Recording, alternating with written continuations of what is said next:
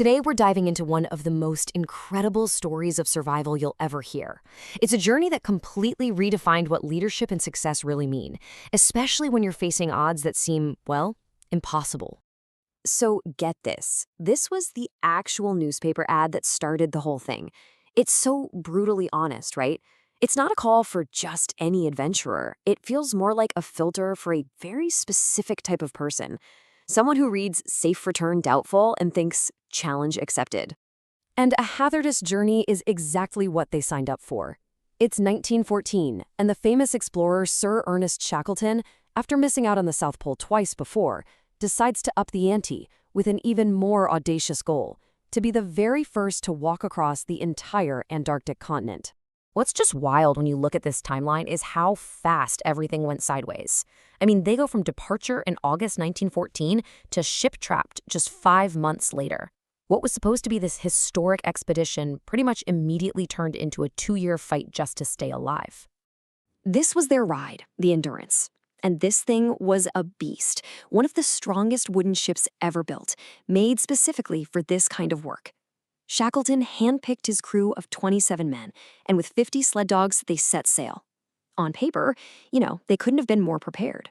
So on December 5th, 1914, they sail into the Weddell Sea. This is it, the final stretch of water before they're supposed to start their historic trek across the continent. You can just imagine the excitement, the energy on board. They were so close. After 46 days of navigating through all this ice, by January 18th, 1915, they were just one single day's travel, a mere 130 kilometers from the Antarctic coast. And that's when their journey just came to a complete stop.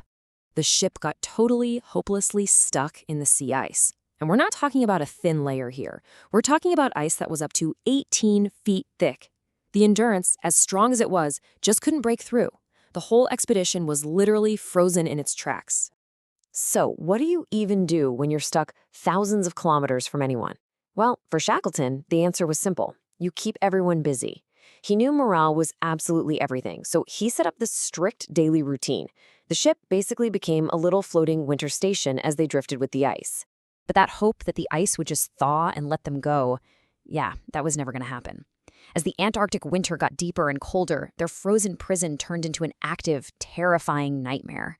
The men started hearing these awful groans from the ship's timbers.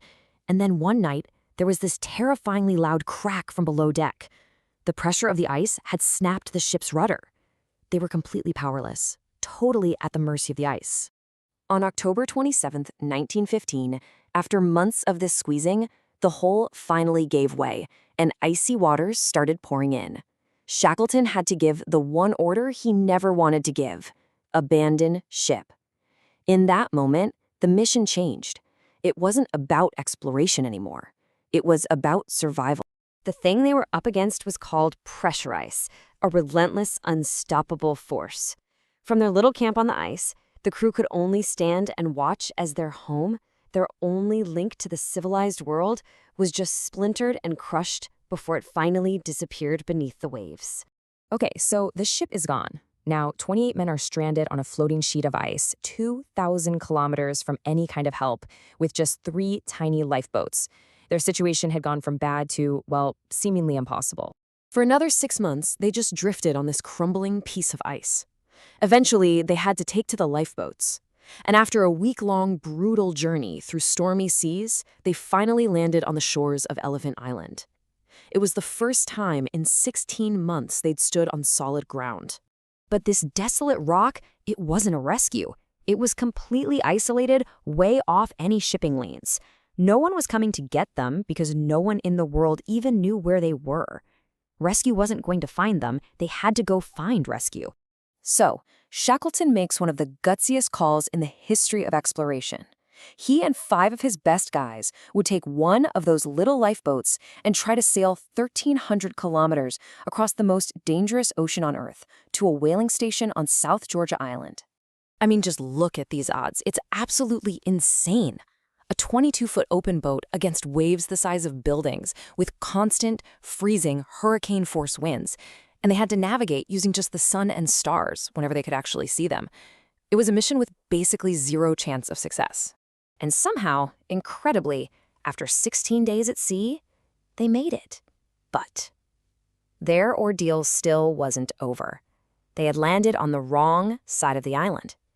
The final hurdle was a 36-hour non-stop trek across unmapped, treacherous mountains to get to the whaling station. When Shackleton and his two companions finally stumbled into that whaling station, they were unrecognizable, skinny, frostbitten, clothes in tatters, but they were alive.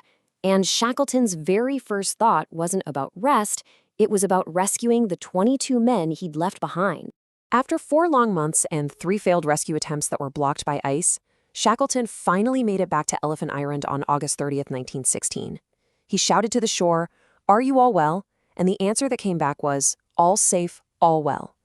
The number of men he lost during that entire 2-year nightmare? 0. And this really gets to the heart of the story, doesn't it? As a mission to cross Antarctica, it was a total failure. They never even set foot on the continent.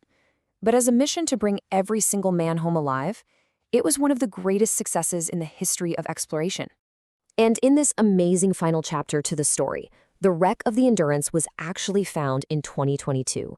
It's just sitting there on the ocean floor, almost perfectly preserved by the freezing water, like a silent monument to this incredible journey.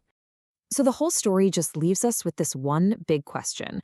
Shackleton's expedition isn't remembered for what it set out to do, but for its spectacular failure and its ultimate survival. His leadership in the face of disaster became his legacy, and it kind of makes all of us ask, what's the true measure of a successful mission anyway?